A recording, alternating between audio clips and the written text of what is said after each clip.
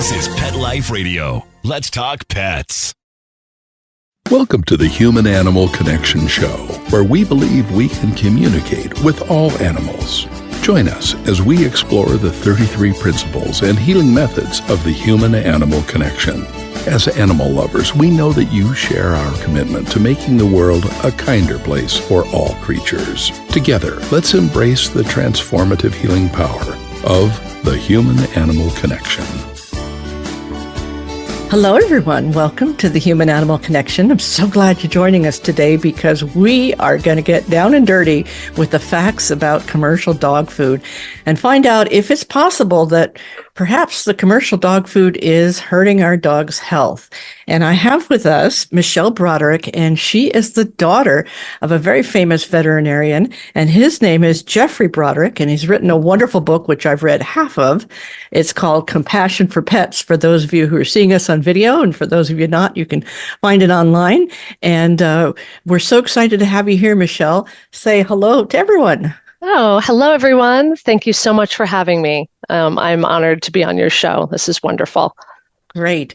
Well, just briefly tell us about your dad and what he did and why he did it. Sure. Okay. So my father, Dr. R. Geoffrey Broderick, full service veterinarian surgeon for over 50 years. At the beginning of his practice, which would have been in the very, very early 70s, realized that there was nothing healthy to feed his sick animals recovering in the animal hospital. So he started concocting his own recipe at home and bringing it into the office in ball mason jars. And the results were so phenomenal. He just couldn't believe. I mean, it was exactly what he thought it would be, but it made such a massive difference that he slowly started making his own food that became Cornucopia organic pet food for dogs and cats. It's 100% human grade and USDA certified organic food. Every single ingredient in every can and every flavor is 100% organic. That's fantastic. And I can attest to the fact that it's human grade. I tasted it before I gave it to my dogs. All right. My dad always tastes every single batch when it's being made. That's something he's always done. And he's often tasted it in front of his customers and his animal hospital clients. He's become quite famous for that over the years. Yes. Well, that's excellent. Great. Yeah. I mean, it's like, why would we feed food to our pets that we wouldn't eat ourselves? Exactly. Yeah. That's always been one of his mottos. Yeah.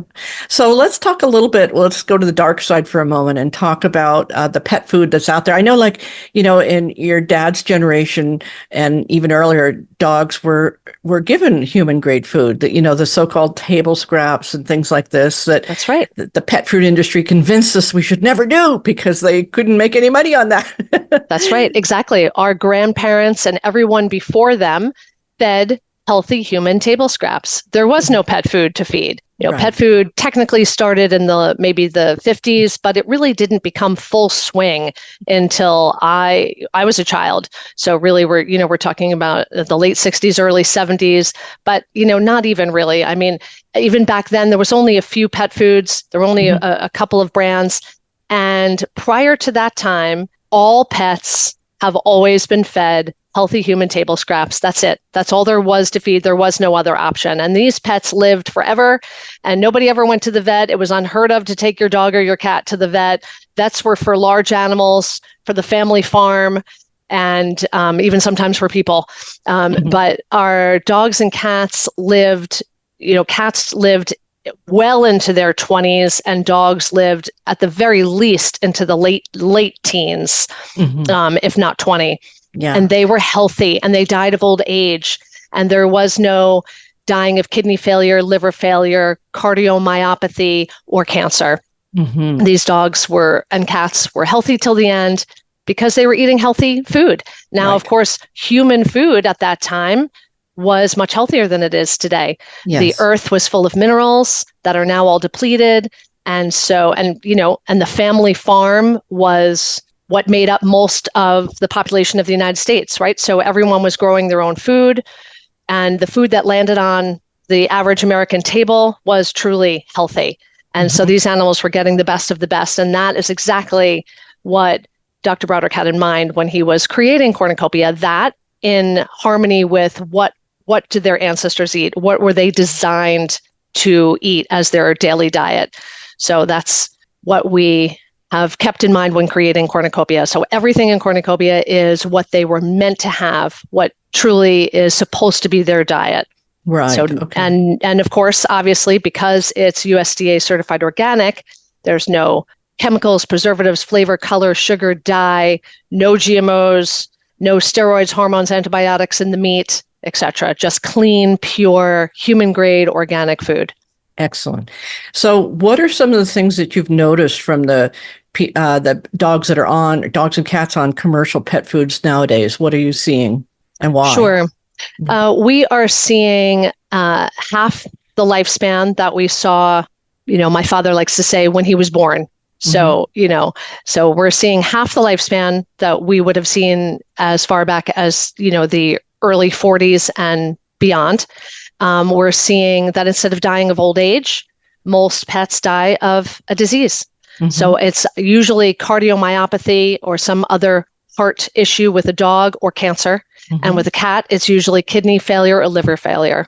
And why? The question, of course, is why? Well, the answer is because for their entire life, they were given food filled with toxic chemicals, ingredients that their bodies were not meant to have, were not meant to process. And it's the same with us. I mean, take a walk down the cereal and snack aisles in the grocery store. It's appalling. Yes. It's appalling what's allowed to be in our food, let alone what's allowed to be in the pet's food. Yeah. So let's talk about kibble for a moment, because I know that in order to make kibble, I think it has to be heated to like 400 degrees or something to kill the pathogens from all the meat byproducts and, really things that we don't even want to think about that are in that kibble. Yes. So it kills the pathogens, but of course it kills the nutrients also. Exactly. That's the problem. All commercial dog and cat dry food, otherwise known as kibble, is all made by the same process called extrusion. And it does require such high heat at such a prolonged period of time that all the nutrients gets destroyed.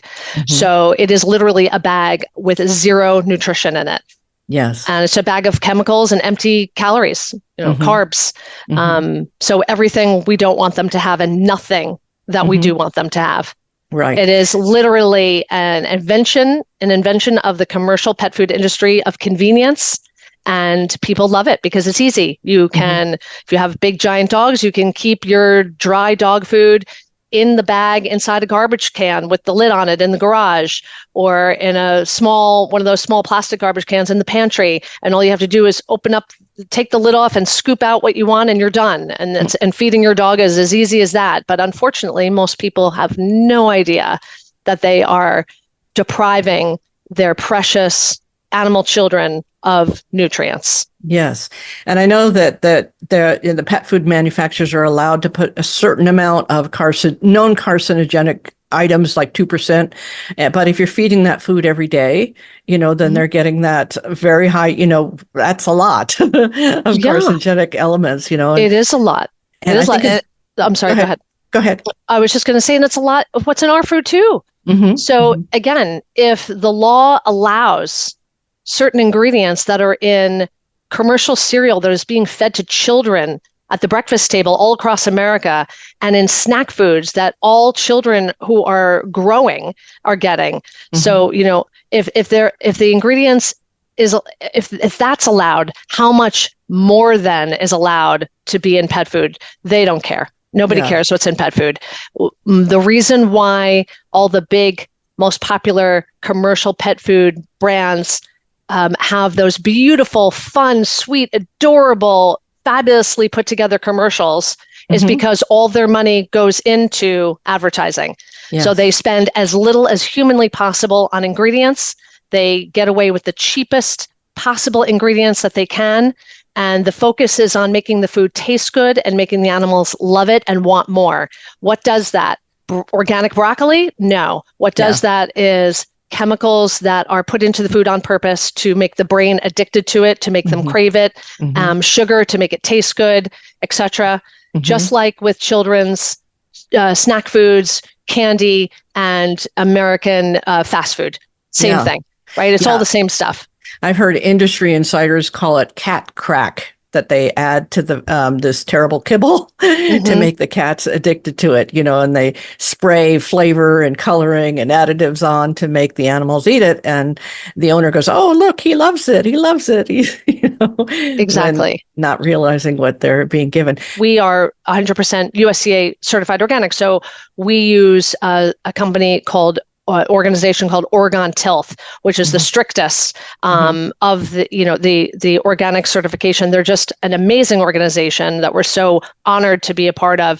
And they, of course, are on top of everything we do, and where we source all of our organic ingredients, where everything comes from, and every single drop of what goes into Cornucopia, it's better explained by saying that that's what's missing from everything else, right? Right. So, yes, in this country, there are organizations that are there to monitor what goes into human and animal food. But again, like we just were saying, if GMOs are allowed to be in all processed human food, if aspartame, for example, which is 100% known to be carcinogenic, but it is a legal food additive, natural flavoring, if that's allowed to be in human food, I mean, listen, we can go as deep as you want on this. Yeah. The fact that cigarettes are still legal, it's just killing everybody. If aspartame and GMOs are allowed in human food, then how much less then do they care what's in pet food? Yes. They're allowing ingredients into human food that are killing us. They are paying that much less attention to what goes into pet food. And of course, money is behind everything. These companies, there's nothing more powerful than the pharmaceutical industry, than the tobacco industry. And these giant pet food companies are multi-billion-dollar companies that, again, they use the simplest, cheapest ingredients they can get their hands on, which are mostly ingredients that are what is unusable in human food. And then they pour all their money into advertising, thus those beautiful, impressive commercials that catch everybody's eye and is really the bottom line reason of why people go and buy those brands in the first place. That and all the beautiful packaging. That's it. No one's paying attention to what's in the food, but the proof is in what's happening to our pets. That's the bottom line. That's the bottom line. Yeah, I know that there are some companies that actually spend more on the physical package than they spend on the ingredients in the food. So that gives people some idea. And it's just recently they have, I forget if it was the FDA that said that those packages that all that kibble comes in is now no longer going to be allowed to continue because it has known carcinogens in the lining of the package itself. So, this has been going on for years and years and years, and people think, well, when AAFCO says guaranteed analysis from AAFCO, but they don't realize that AAFCO really has no way of ensuring quality. They're just basically very concerned with labeling, making sure that there's consistency in labeling, which is not a bad thing. But the fact is they're not looking out for the quality. They're not doing what you're doing in terms of making sure it's organic, making sure a third party is evaluating it. And that's really a terrible thing in the pet industry. I was one veterinarian, Dr. Marty, and he said when he was in veterinary school in 1970s, that 1 in 10 dogs would get cancer, and it was only senior dogs that would get cancer. And today it's 1 in 2. 1 out of 2 dogs will get cancer at any age. And the difference is what they're eating. So exactly. When we come back, we're going to take a quick little break. I want you to tell us a little bit about what should be in healthy dog food. We'll be right back. Hey friends, if you like what you're hearing and want to learn more, check out Dr. Joseph's book, The Human-Animal Connection, Deepening Relationships with Animals and Ourselves. Or visit the website, thehumananimalconnection.org, to book an online consultation. Thank you for loving animals. Now back to the show. Let's Talk Pets on PetLifeRadio.com.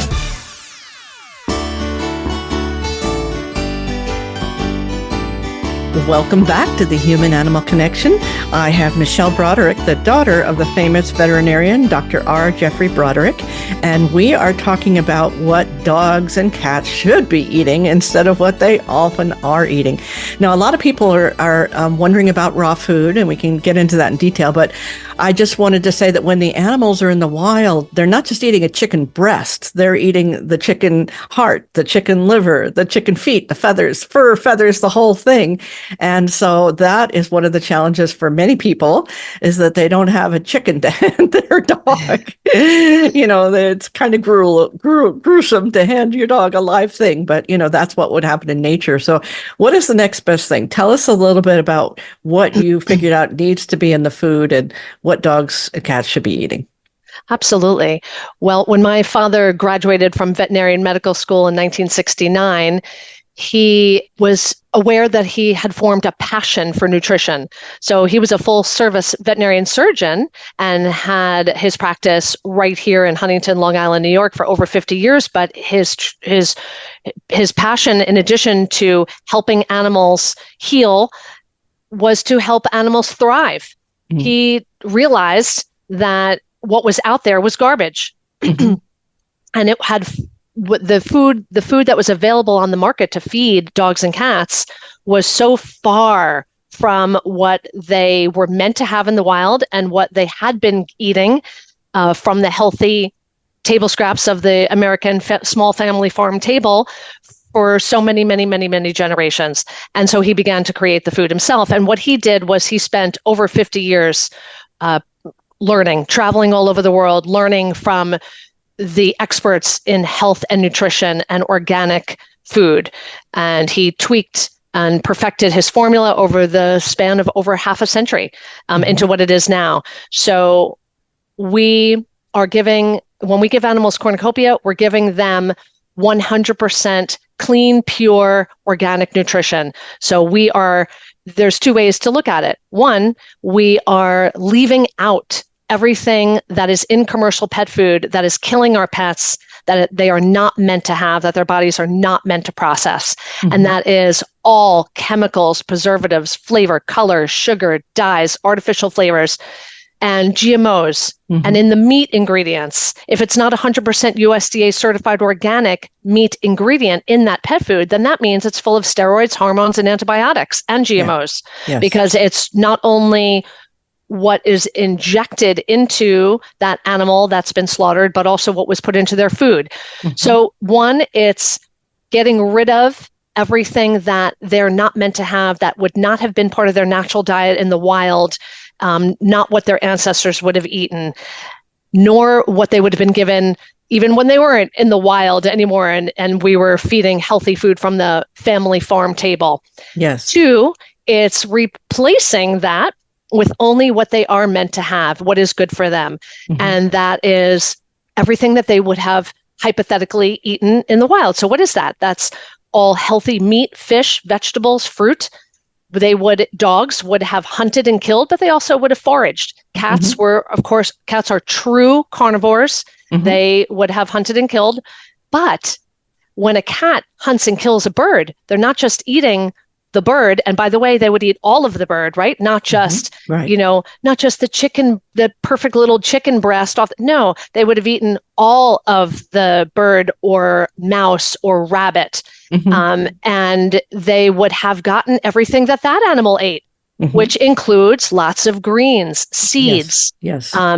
So that's why my father created, not only is there a pre-vitamin mineral mix in every single can of cornucopia, along with every single ingredient being 100% organic, but we also created superfood and phytofood supplement powders to compensate for the lack of all those nutrients that these animals just don't have access to anymore. Right. So superfood and phytofood is everything else that my father wants to be in their diet. A long list of vitamins, enzymes, nutrients, probiotics, super greens from the earth and sea, like spirulina, sea kelp, chlorella. These are all things that will help boost the immune system that they would have gotten in nature, not only from what they would have foraged or killed and eaten directly, but also what was inside those animals. Yes. So they really do require a very complicated, well-balanced diet, mm-hmm. That is not there in commercial pet food. Right. And very, very difficult to recreate if you're trying to cook for your pets at home. Definitely. Well, I know a lot of people probably don't realize, like it'll say on that label, it meets AAFCO minimums, but because the pet food's been so heavily processed, all the natural vitamins, of course, are dead along with the pathogens from the meat byproducts and other things that they're putting in it. So what they do is they put synthetic vitamins in so that they can say, yes, it has these vitamins, but these synthetic vitamins, which by the way, are mostly made in China and Vietnam, we have no control over the quality of them. And synthetic vitamins are not as effective as vitamins that work in whole food. So when they're in the whole food environment, they work in a complex way. But when you just take one vitamin and make it synthetically, it's really, really not as effective as getting the real thing. And a lot of people also don't realize that the meat that's even to the degree that it's in the commercial pet food is often not even from the U.S. So we don't have control over the quality and, what has gone into it. Most of the meat does come from China, from Costa Rica, from Cambodia, Vietnam, other places like this, that we have no control over the quality of processing. So when we're working with commercial dog foods, we're really at the mercy of some of the worst practices in terms of well-being for animals.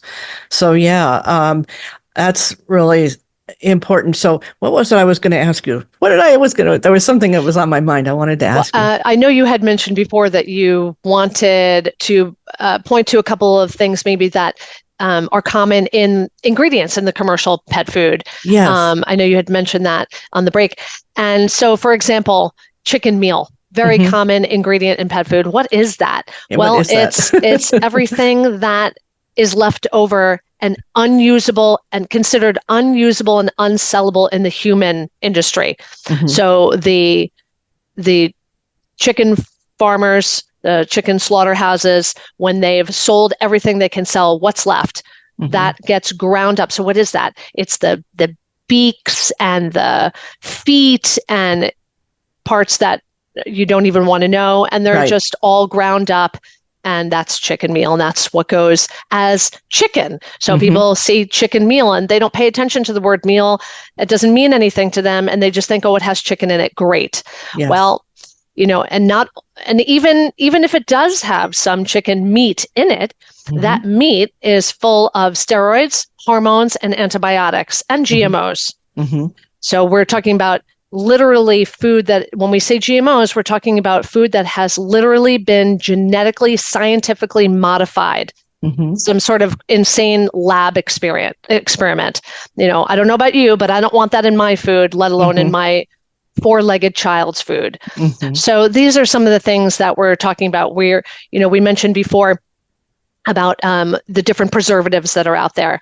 Cornucopia doesn't have any chemicals, artificial flavors, sweeteners, preservatives in it. Preservatives is a complicated thing. One of these are things that are not meant to be in our food. They are there to preserve the food, to make it last, right? So, our grandparents and everyone before them, food went bad. It went bad quickly. Today, you can buy some certain fast foods and they say that it will be unchanged, a year later. This is all the preservatives. So it's an awareness. It's waking up to an awareness of understanding of what we've been doing. We haven't been doing this forever. Commercial pet food is a relatively modern invention. Yes. Our grandparents and everyone before them didn't have it. So it's a relatively modern invention. We can think of it that way. We're waking up to the awareness of what it really is, and we're stepping back and we're asking everyone to think about what they're feeding their pets. And when we think about what we're feeding our pets, we want to ask ourselves, what were they meant to be fed? Hypothetically, if I can imagine my dog in the wild, its ancestor in the wild, what would that dog have eaten? Or not, we don't even have to go that far back. Let's just ask ourselves what my great-grandmother and grandfather would have fed this dog on the family farm, and think of it that way.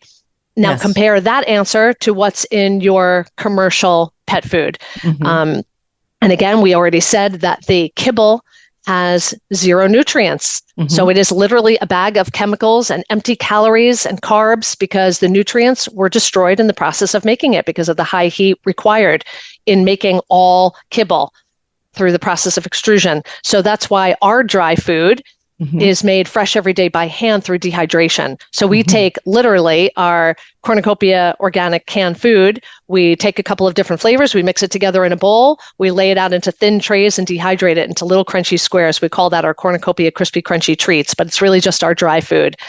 We do that because the dehydration doesn't destroy the nutrients. So we have to step back and rethink. You know, that's what who doesn't love their pets?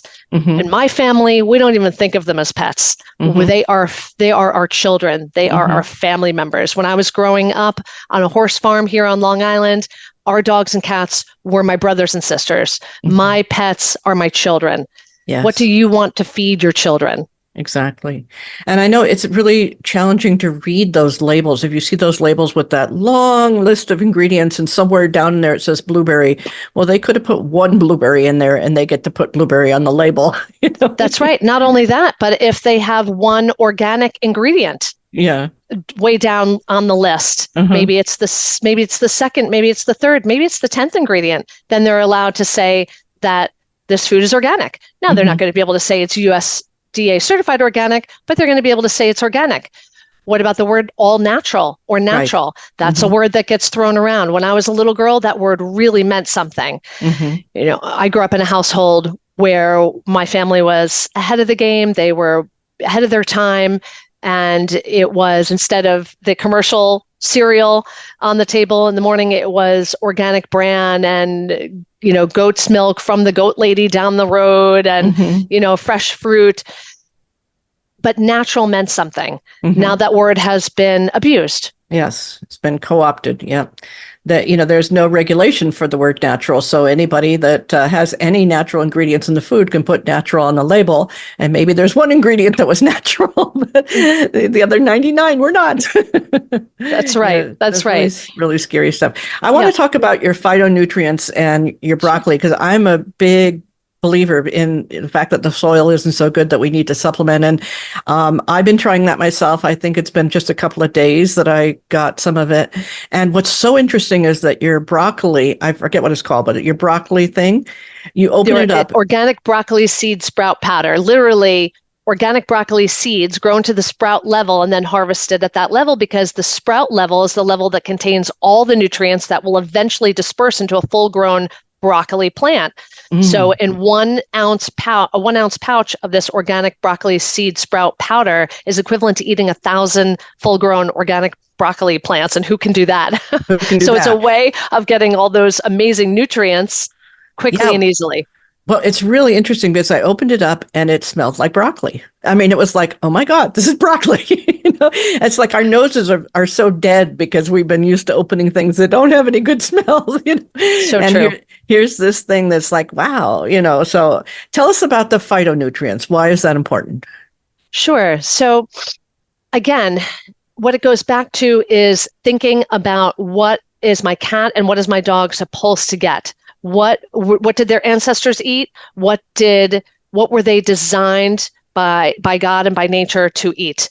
Well, when we think about that, what we realize is that it's really complicated, and that a dog, even more so with the dog, right? Because they would have hunted, but they also would have foraged for fruit and vegetables and other, you know, just things that go outside of just what they would have hunted and killed, whereas the cat was just all about the hunting and the killing. They're true carnivores.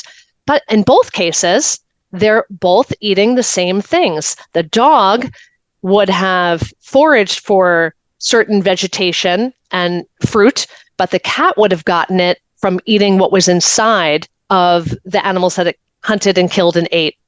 So they're getting the same thing, which is why every single can of cornucopia has been made to be complete and safe for both dogs and cats. However, in the commercial pet food industry, a dog can eat anything. They can eat dog food or cat food. They shouldn't, but they can. And a cat cannot. A cat cannot eat commercial dog food. A cat will die if it eats a diet of commercial dog food. Why? Because it doesn't have taurine. Cornucopia has taurine in everything because it's good for everybody, and there's no reason to leave it out. So So the wide spread of what they would have gotten in their diet is, it's not just with some meat and we'll throw in a little bit of broccoli here and there. It's a wide range of nutrients. So when we create a can of cornucopia, there's literally only so much you can put into one can. There's a point where the formula can't take any more ingredients. So the rest of the story is in the superfood and phytofood nutrients. Just again, a long list of vitamins, enzymes, and then that's the superfood. And the phytofood is the nutrients and superfoods from the earth and sea. Just things that in Dr. Broderick's half a century of research, he discovered have tremendous power for healing and lifting up the immune system, vitality, life extension, prevention of cancer, things like spirulina and sea kelp and chlorella. So we put it all together. We just add a little bit to every meal. It's just a way of adding additional nutrients and probiotics to their food. Just another form of ammunition to help them live longer. Wonderful. Well, how can people find you, learn more about your products? Oh, sure. Well, we have a website. And to find our website, of course, you could just Google Cornucopia Pet Food. But our actual website address is www.cornucopiapetfoods.com. And they can visit our website and see videos of Dr. Broderick and him talking about different subjects and things, wonderful educational videos. They can see all of our products. They can order over the website, and they can also call, because we are very proud to be a small, truly family owned and run company that is over half a century old. And we take orders over the phone as well, because there are some folks out there that just can't be bothered with the website ordering. So they can call at 631-427-7479. And if they happen to be local, they can walk right through the door. So we're located in Huntington, Long Island, and people come and visit us all the time, and they come in person and talk to us and bring their pets in to say hello.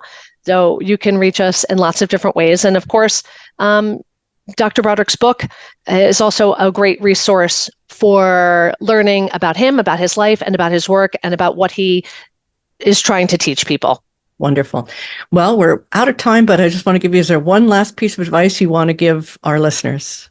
Sure. Yes. Very simple. We want to, most of us out there, love our dogs and cats just as much as we love our human children and our human parents and siblings. They are our family. Dr. Broderick wants everyone to remember that the animals are our children. In his visit and time working with Mother Teresa, when he had the amazing opportunity to meet her in person, they spoke together about how the animals are his children, because she said to him, well, I'm all about the children. And he said to her, but Mother, these are my children, meaning the animals. And she said, yes, you're right. Yes, they are our children. Let's treat them that way. Yeah. Well, thank you so much, Michele Broderick from Cornucopia Pet Foods. We'll see you in the next episode. We'll say aloha for now. Thank you so much for having me. Yeah. Thank you for tuning into the Human Animal Connection Show. Please visit our website, thehumananimalconnection.org.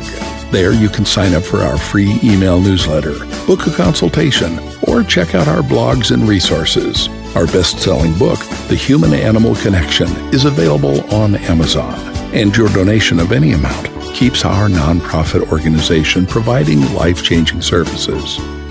Let's Talk Pets, every week on demand, only on PetLifeRadio.com.